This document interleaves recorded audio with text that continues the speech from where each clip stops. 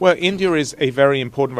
Prime Minister Modi convened his summit of the Global South right at the start of his G20 thing. That I think there are many voices of the Global South. India recognized that by actually championing putting the African Union as another voice in the G20 India is part of.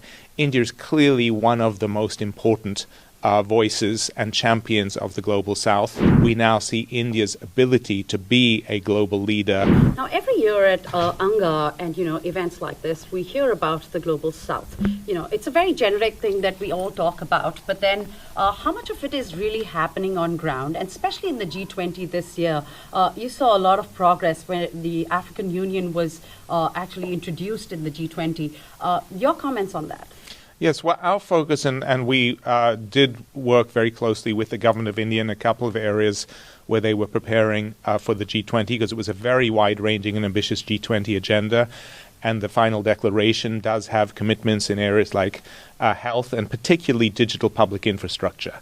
And digital public infrastructure, where India has been a true global leader, starting with the digital identity system Aadhaar, but now rolling out into broader financial inclusion, how the digital stack becomes a platform for greater interventions in health and education. There's a strong commitment in the G20 around that to help roll that out to the Global South. And we think that's a very concrete example of where you are able to have solidarity across the country, because those tools and interventions that India has pioneered are ones that are highly applicable in many other countries. So, for example, we also, on that digital identity, we are a partner with the government of India and others in an institution called MOSIP, which is based in India, but which now works with nearly 20 countries on how you put in place a similar digital identity platform. Countries like Morocco or the Philippines or Ethiopia have started to take that up. So we think that's one area. The health interventions I've just talked about are another. But we think there is a strong opportunity right now to use that Global South framework in specific areas. We're focused in areas like health and financial inclusion that focus on the poorest and most vulnerable. And we're certainly looking forward to working with the government of India to help roll those out in the years to come. What's your impression and the Foundation's impression on India being a voice of the Global South? Well, India is a very important. Prime Minister Modi convened his summit of the Global South right at the start of his G20 thing.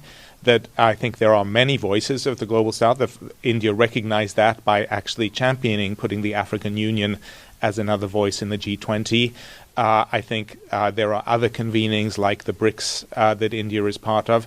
India is clearly one of the most important voices and champions of the Global South. And that's why it's a country that we, in addition to the strong partnerships we've developed over the 20 years we worked in India to help drive better health and development outcomes in India, we now see India's ability to be a global leader in helping roll out and share some of its lessons and best practices in health, in digital financial inclusion, in agriculture. And that's something we're excited to be working on and building on in the years to come.